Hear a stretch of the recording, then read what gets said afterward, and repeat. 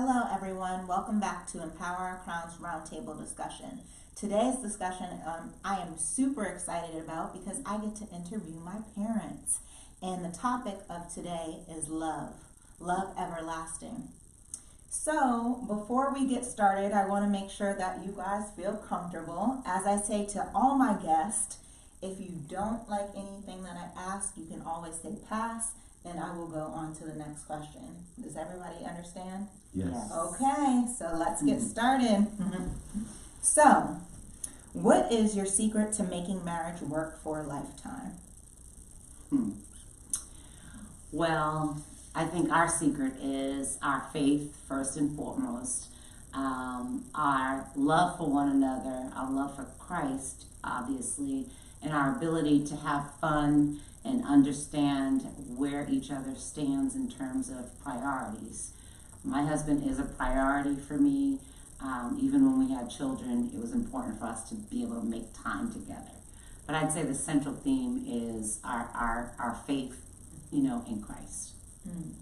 I love that. And I would echo that. Our faith, Christ is the head of our lives, and, praying together, being on the same page, making sure we're in agreement with things in terms of our children and some of the major decisions that we make in life has been integral to our success. And also, it's important for me to make sure that my wife always knows that she's loved and valued. She's a good mother. She's a great wife, great leader. In every area of her life, I let her know that I respect and cherish her. And I think that that's been key to our success. I love that. There's no one up in here. I really love that. You guys said it. The main thing is about faith and your belief in Christ. And I think that everything else follows that. Dad said that he makes sure he lets you know how important you are. And I think bigging up, as us young people would say, your wife or your queen is something that is goals. So, point for you, Daddy. Definitely. Definitely. So, can you tell me about your first date? I'll go. Okay. Yes, our first date. As I remember, we were in Atlanta. We were students at the time. I was trying to finish Morehouse, and my wife was in grad school.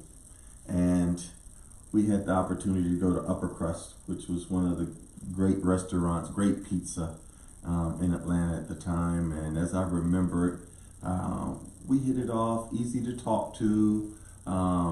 She could laugh at herself because I'm the type that jokes, all the time, and, very light, and,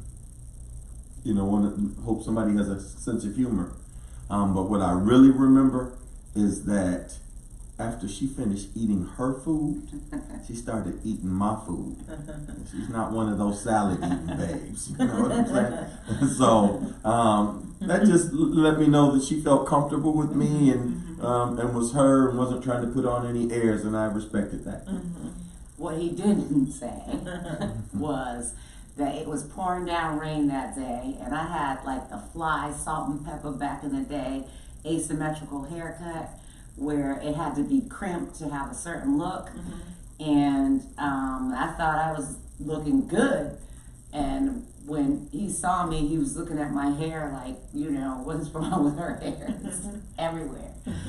And when we sat down, he was like, Cruella. Medusa, that's right. He was like Medusa. And I looked at him and I had to laugh because I think that I had been in a relationship before that was the person was very, very serious, and I like to laugh, and so he made me laugh. He lightened the mood, and I figured, okay, well, I don't have to put on any airs with this dude since he's already out the gate starting cracking jokes, and I love to eat, so it's on. We're gonna have a good time, and I'm gonna eat as much as I can, even if and she did. It's good. But we had a wonderful time. Our date was memorable.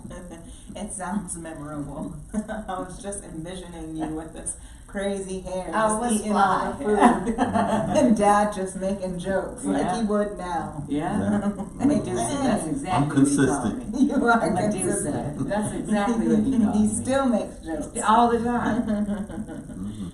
That's fun.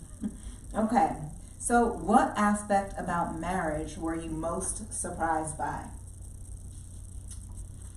For me, I mean, both of our parents were married for a long time. In fact, both of our parents stayed married until their spouses died. Our dads both died. And so for me, I kind of had a window into, what marriage, what it took to be married, outside looking in. But I think the sacrifices that you make for one another, like I will always be grateful to my husband, my king, for,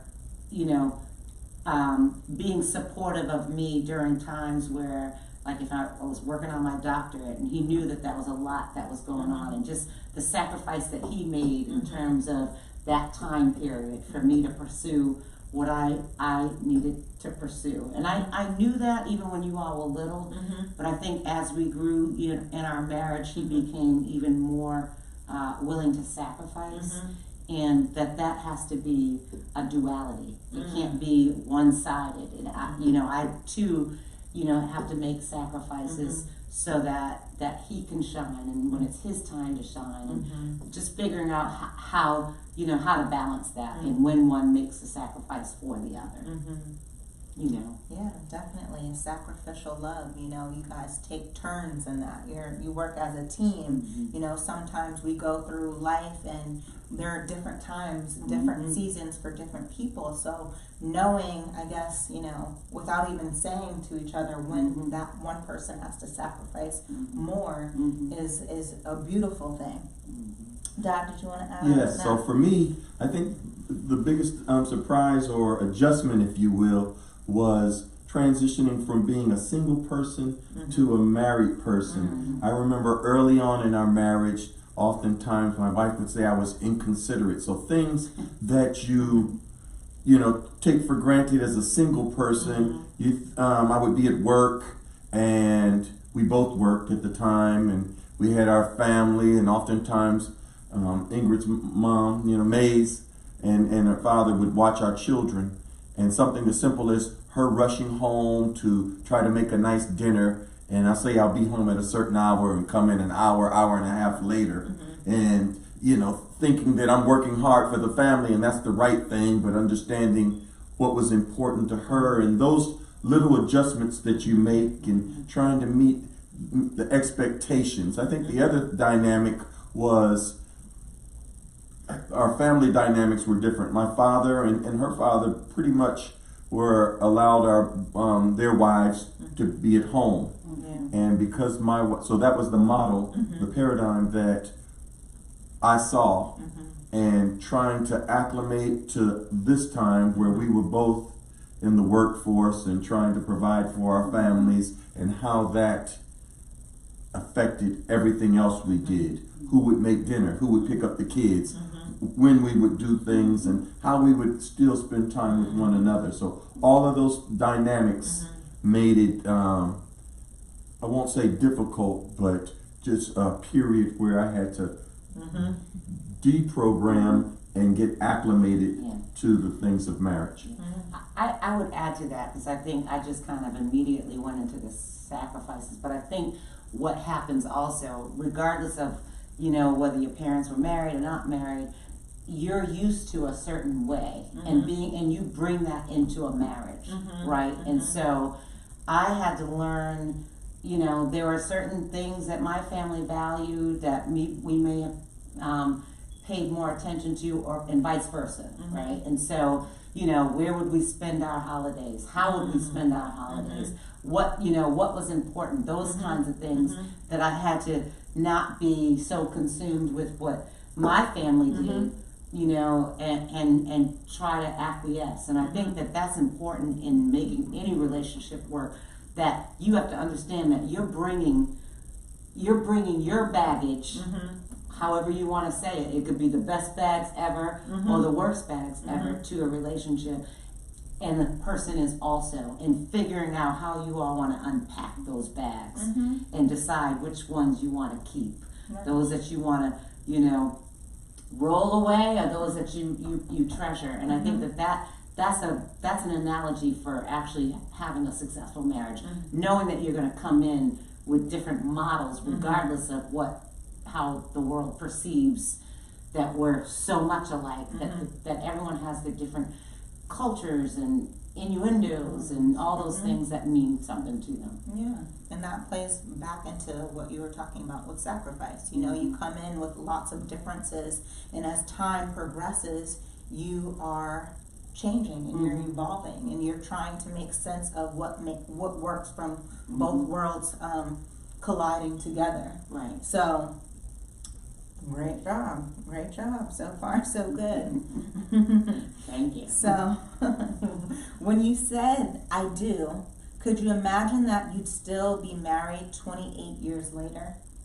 Yes, I could. Oh. Yes, I know you. and without question, I think the thing that we both benefited from is that we had parents that stayed married their whole lives. Right. So I always believe that at the end of the day, it doesn't mean that it's given, because there is work and you know, and all of those things. But I do think we're creatures of habit, Right. and when we see it done, and you get to see, you know, the arguments, if you will, and working through it, and you see the trials and it bringing you together and making your bond stronger, Right. and all of those ups and downs and highs and lows in a relationship, marriage in this case, then you develop an understanding of what the expectation is. And I think we both, when we said I do, we knew it was going to be for life. Right.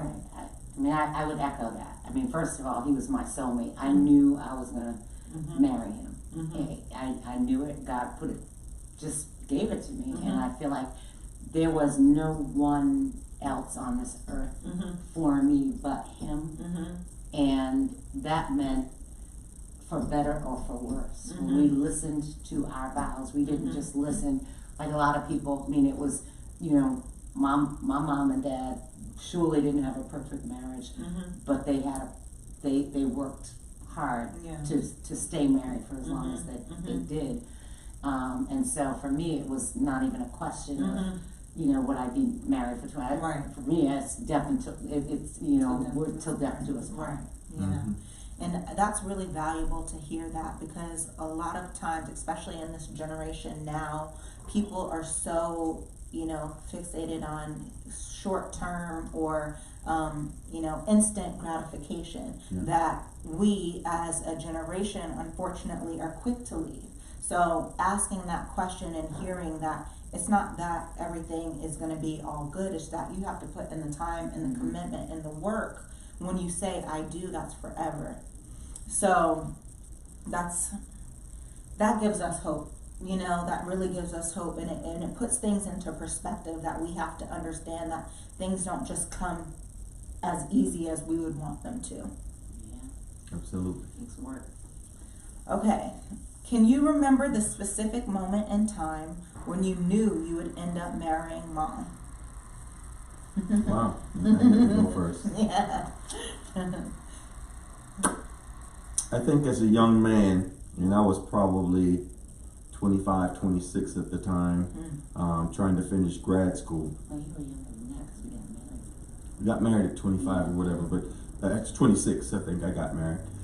But at any rate, I knew when we were in grad school, because one, I think as young men, you try to get somebody that has a lot of the same characteristics or qualities that you see in your mom oftentimes.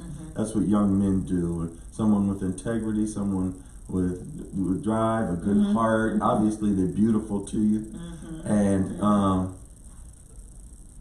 I saw all of those things in her. And, you know, when I brought her home, it was just seemed seamless that she got along with my mom. It was like a mother-daughter relationship from all of that, and just the family in general. So I felt very confident, not only first in my love for her, but that was affirmed, reaffirmed by my family and my loved ones. So it made it easy. I'd say the same. You know, I mean, I think we both talked to each other's moms before we met them, and the relationship that he had with Nana was really good on the phone, and they talked for, you know, a lot of times about the Lord, and you know, she even spoke into his life then, and I talked to his mom, and it wasn't like we were trying to be fake, because we're not that way. It was just seamless, as he said, you know, and so it you know, I love his family like my own. In fact, his younger sister, I'm probably closer to her than he is. You know, and that's how it's been from day one. She was just a teeny, like 15 or so. And you know, we could envision our lives really coming together, you know, and bringing the families together. So a seamless transition. So it happened organically. It was like you already knew God ordained it to happen, because if it weren't meant to happen, it wouldn't happen. So naturally, you know, and the bond that you guys have formed with each other's family has been a lasting one. So that's a blessing. When you were first dating, what was the biggest challenge? Mom, you can answer this. Truthfully, he had a lot of baggage. He had a lot of ex. Surprise, surprise! Surprise! I am telling, okay?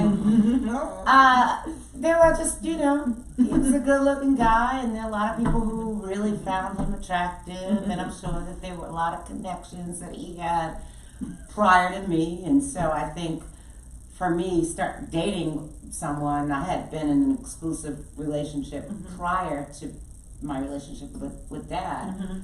And, you know, it's one. It's not, if I'm going to be a player, I'm not going to date. And I don't think Dad was a player before we started dating. But I think that, you know, he had a life before me. And I think trying to, you know, weed some folks out was part of, for me, what the challenge was.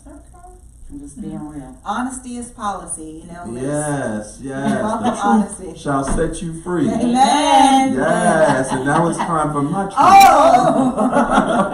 Bring on the truth. Bring it.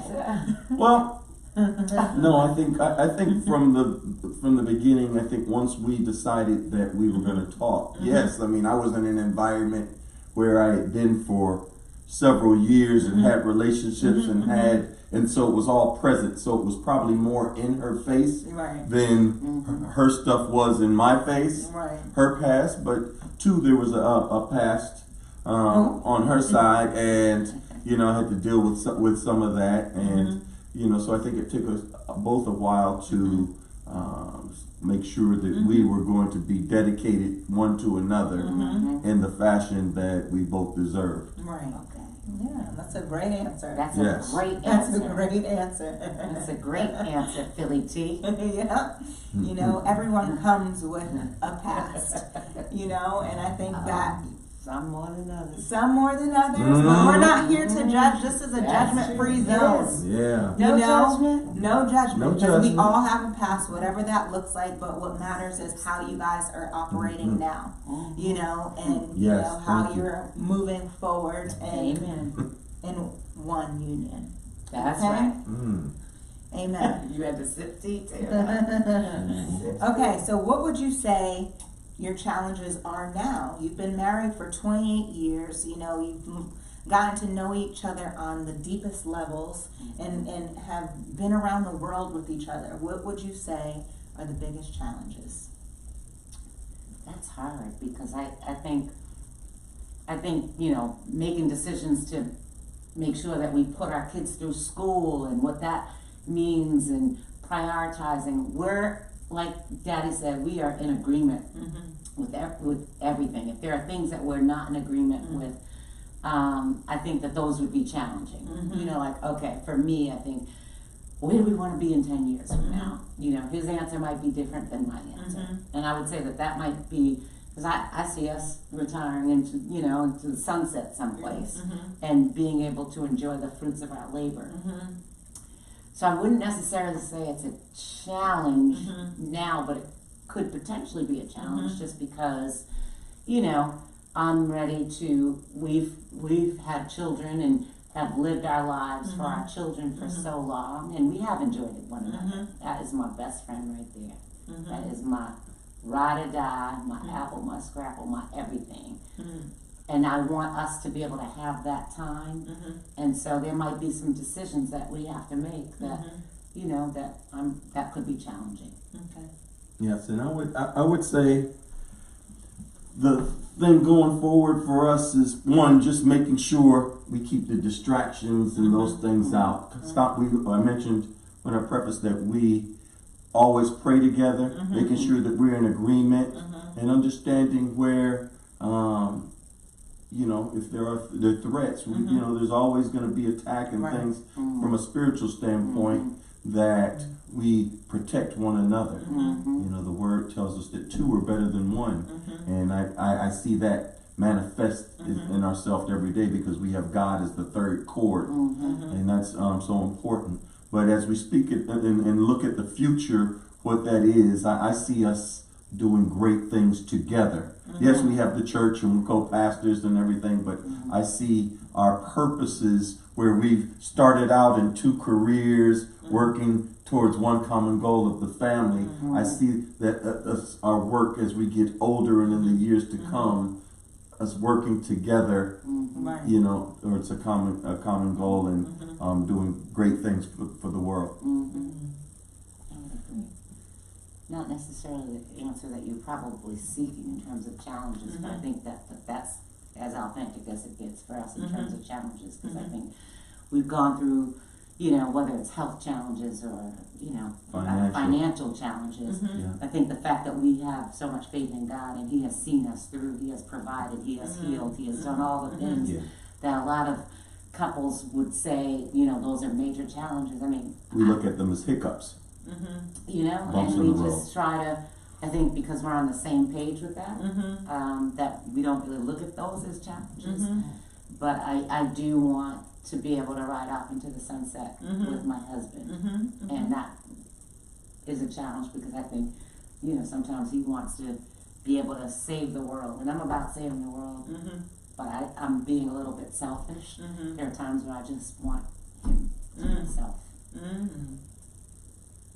And that's okay, you know, and challenges look different. I heard you both trying to validate your challenge, like not saying or minimize not having a challenge. And the thing about having a godly relationship is challenges are masked as hiccups. You know, we don't have to say that they're challenges because we know that you're going to get through them because of the strong faith that you have in God. So it's okay if you don't have this big challenge. That's actually a blessing. How do you keep the fun alive? Wow. This is well. I'll say this first of all. I mean, we with one another, we don't have a filter. We just say what's on our mind. We're constantly joking. We're people that can laugh at ourselves. I think keep it real, keep it humble. We're just who we are, raw, and that's allows us to, you know, have fun. We date each other. We make sure that the time that we set aside, that's important. You know, that we're going to have weekly time together, and we, to the best of our ability, make sure that nobody invades or nobody can impose upon that time. So those are some of the things that. And I think it's very important to continue to be intimate with one another. I am not going to lie, I'm a pastor, you know, but let me tell you something. It is important that my needs are met and that his needs are met. I'm just keeping it real. You know, that's important to me. It's not central, but she's got to have it. Oh, Lord. Oh, Lord. And I gotta have it. And the same way I got him is the same way I'm gonna keep him. And the same way he got me is the same way he needs to keep me. So we need to date each other, which we do, and we need to have that intimacy. It doesn't always mean, you know, sexual intercourse, although that's very nice. It just means, you know, that I like touch. I like for him to, you know, make me feel alive. I want to feel alive for myself and for him. And I don't want us to become so, you know, distant that we don't recognize what brought us together in the first place. Right. And, you know, and I mean, he's smart as heck. His intellect definitely captivated me. You know, he will challenge me. But he also, you know, makes me feel good. He knows what to say. He knows what to do. And that's important. Yeah. You go, girl. You go, girl. And you go, People act daddy. like they Keep don't it want to her talk way. about it, like, you know. Yes. I'm just saying. Yes. Yes, hunty. Okay, well that's good. You know, you keep each other alive. You bring back what initiated the love, you know, That's right. and keeping the spark alive. So that's good. You know, I think sometimes people are in relationships for so long that they get too comfortable. Yeah. You know, and they forget how to keep that alive. So Keep it new and to fresh. hear that, you keep it new and fresh, and you keep it fun and authentic, and you're laughing and you're dating, and it just is like a refreshment to hear that, you know, no matter what, you guys are going to continue to keep the love happy and fresh. You know what say? I'd like to keep her young. 50's the new 30. I like to Okay. keep him young. Come on now. Come on now. Come on. Okay. Okay, so here's a question that I know a lot of marriages, they struggle with in regards to this topic is finances. How do you all, in the beginning, how did you have that conversation? It's so awkward sometimes to talk about finances when you're just starting. And then how do you maintain that mutual agreement regarding it? And this will be for you, Dad. Okay. Well, I'd say first of all, understanding. I think it's important to have goals. You know, so from a financial standpoint, we started out with separate bank accounts, and I think we still have our separate bank accounts, but we understood what the goals were and where we wanted to be. So the communication of the finances and assessing what we both brought to the table, what we wanted to achieve, and what points in our life we wanted to achieve was important. I know even early on when our salaries weren't what they would eventually become, there were times where we took on 2 jobs to get a house, you know, to get a house and to meet those goals. And then, you know, I think through that we understood and grew from a biblical standpoint and church standpoint. In the Bible, there's 2,300 scriptures on money and possessions. So we started to apply some of the wisdom that God has over our finances and things that we should do so that He can bless what we already have. So I think there was a progression, but having goals, communicating those goals, checking in and assess, you know, time frames where you can monitor those goals, and then making sure that you're transparent with one another and keeping God in the middle of that so He can bless what you have is important. I like that. You know, it sounds like you guys had a mutual agreement, like a business plan of what you would do in terms of your finances from early on, and that only improved over time, especially as you implemented the Word of God into your finances. So now it's like something that you can refer to not just in your bank account but in the Bible. So that's helpful. That's helpful to hear. And transparency, I And think, is so transparency. important, you know. Definitely being on the same page and being open about our finances at all times. Okay. Mom, this is a question for you. How do you deal with conflict? Well, that goes back to how you learn, right? I deal with conflict head on. I want to know, you got a problem? Let's talk about it. You know, I want to deal with it so that we get it out the way. And I tend to be more aggressive, right? And so Very aggressive.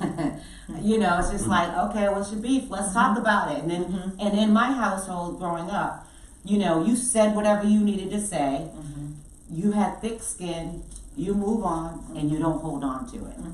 You know, but you deal with it so that you get it out the way. So that's how I am in my relationship. That's how I am in business, and I expect other people to be that way. And I realize that that's not how the average person doesn't like conflict. I don't like it, but I embrace it. You know, and I know how to deal with it.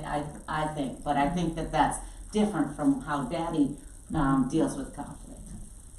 In a way, and I agree. I think one of the things that you learn, first of all, in conflict is oftentimes, in particular when we were younger, and sometimes it still rears its head, is you don't argue or have conflict to win.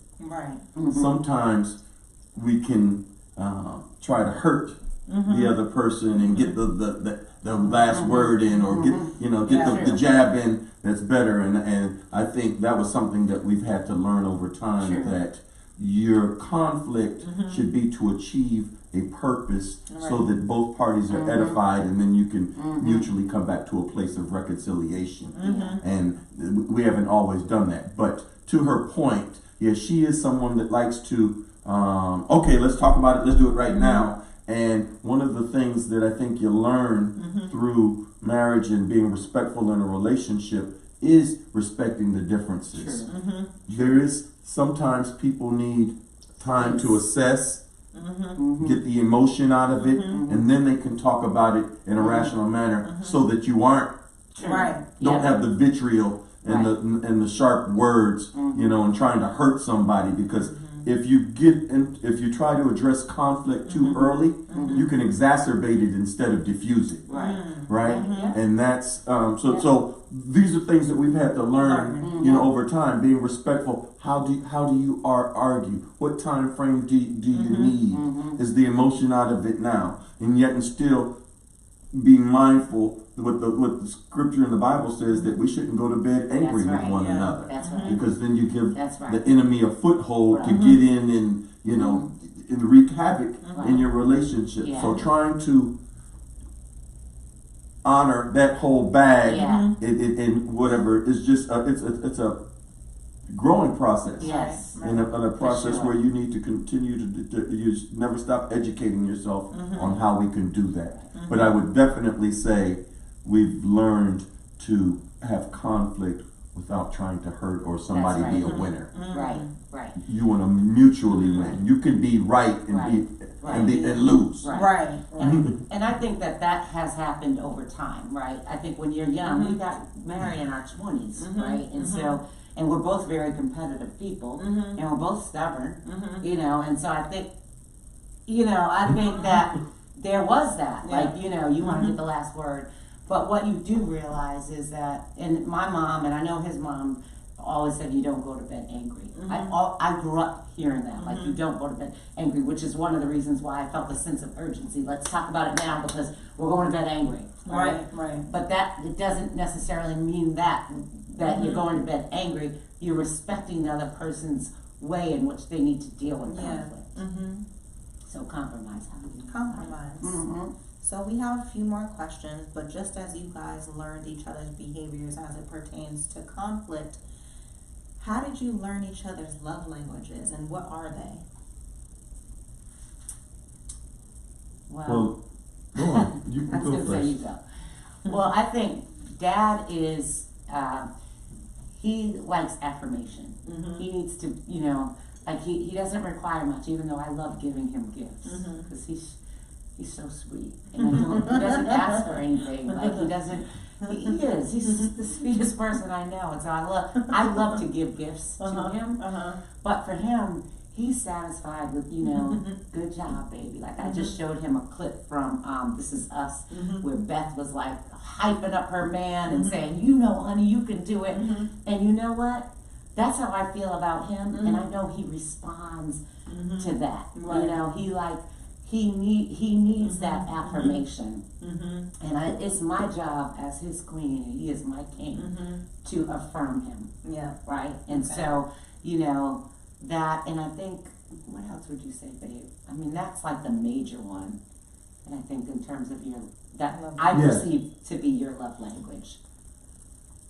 Yeah, I mean, I'd say that's probably, you know, the main one for me, and I think everyone wants to feel. For my wife, I know.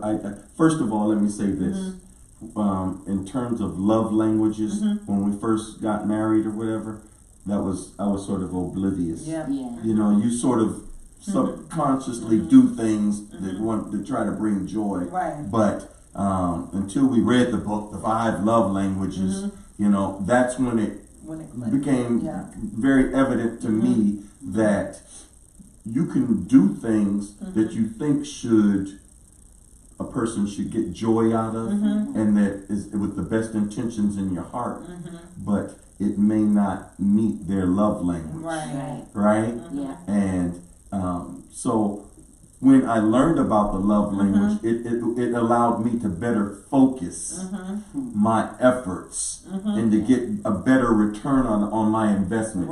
You know, so I could then sow into the things that so she's a person that loves touch and affection. I know that. She loves gifts.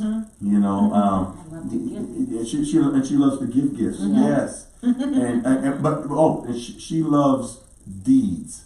You know, so I mean, if you know, it would mean more for her for me to come in and clean the kitchen than it would to bring her a bottle of perfume. Yeah, like that's yes, what I like. she likes the things like that, and that was important. You know, that okay, once I read the book and I understood, and then I could draw back and say, okay, these are hers. It was my OMG moment. You know, it was like a light clicked on, and I was better able to make sure that she was satisfied and content. Something I really like to hear that you guys say is that you have to learn each other's love language. Sometimes those things don't just come inherently. So you have to really focus and study your partner in a way that you can understand what their needs are and what their desires are, and then how you can meet them. You know, and I think that's the special thing about love, is that you take that time to do that because you know that the other person will benefit from it greatly. So love languages are essential in keeping the love alive. You know, understanding them and making them work for each other. What is key? Okay, this is the last question of the night. It is that time. What is key advice that you could give others to keep the love alive and the marriage strong? Well, I know this sounds cliche, but I think how we started. I think the first question that you asked, I think we said that one, keeping God first. You know, He is the third cord in the marriage. Keeping the communication. Whenever I take people through marriage counseling, I talk about setting some very clear expectations. We have to make sure that we have realistic expectations of one another, and once we establish what those expectations are, we meet them. You know, and when you come to that place, then there should very rarely be disappointment. At least one to another. So I would say keeping God first, keeping the communication lines always open, putting that person first, meaning we're always should have a date. Setting that time aside and protecting that time at all costs. That's right. You know, don't let anybody invade on that. Even your children. Even your children. You know? Even your children. And I think if you do those things, then you should have a successful marriage. And I could probably mention other things, but I think those are the key. I mean, I think I would agree with those. I think those are definitely key.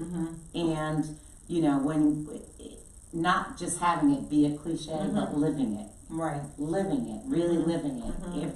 If God truly is the third chord, Mm-hmm. and you give God the honor and glory that only He deserves Mm-hmm. first. He works everything else Mm-hmm. out. Mm-hmm.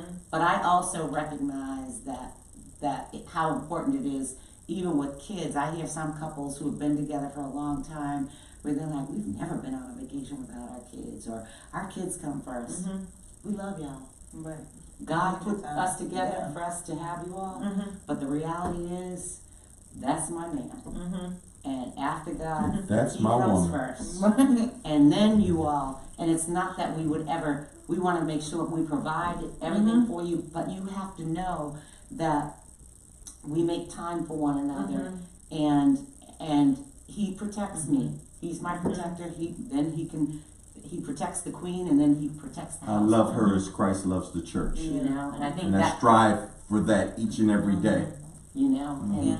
and we do the same. I mean, I hope that He knows that how much I love Him, and even, and this is a whole nother topic, but even, you know, I think in today's modern woman, and we can have this conversation another time, I think we can boss up as women. We can bring home the bacon, fry it up in a pan, serve it, and do all the other things.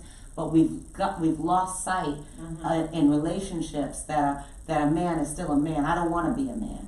I want to be a woman, and I want to do whatever I can do so that my husband feels like he is the man and he is the king in this house. And I think that goes a long way. Yeah. Yeah. Well, I really appreciate you all coming together today and just, giving this really helpful, godly advice for everyone who's listening. And really for me too, to hear about the gems that you guys have to keep your marriage going. So of course, putting God at the forefront of all that you do, having faith, making sacrifices, being intentional with your time and protecting and guarding your gates as a union, in communication, and just learning each other and growing with each other. Love is a ongoing process. It's an ongoing process that, is unconditional, and especially when God is at the forefront, love is just everlasting. So I appreciate you all both coming to my show, and guys, Thank you for having us. of course. And, as you know, Empower Our Crown is about this, creating spaces for people to be their authentic selves and communicate with love, communicate with affection, and just grow with each other and come together and just, fellowship. So I hope you guys continue to tune in to my YouTube channel. You can also follow me on my Instagram at Empower Our Crown, or follow my website, www.empowerourcrown.org, and I will see you next time. Thank you. Thank you. Good.